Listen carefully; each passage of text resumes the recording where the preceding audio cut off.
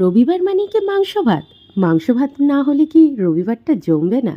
তোমাদের কি মত? অবশ্যই কমেন্ট করো। তবে আজকে আমাদের এক্সেপশনাল ছিল, মাংস ভাত হয়নি। আজকে রবিবারের লাঞ্চটা তোমাদের শেয়ার করছি। ছিল কলমি শাক ভাজা, পেঁয়াজ আর রসুন ফোড়ন দিয়ে, সাথে তো ভাত ছিলই, ভাত ছাড়া তো লাঞ্চই হবে না। আর আজকের হট রেসিপি ছিল হারিয়ালি ট্যাংরা। ট্যাংরা মাছের পেটে বেশ ভালো ডিম ছিল, আর বাজার থেকে মাছগুলো আসার পরেই বলে আজকের রান্নাগুলো আমি করব। যখন আমি করব তো একটু হাটকে হোক, তাই জন্য হারিয়ালি ট্যাংরা বানিয়েছিলাম। আর তার সাথে বানিয়েছিলাম সর্ষে পোস্ত দিয়ে চিংড়ি মাছের ভাপা।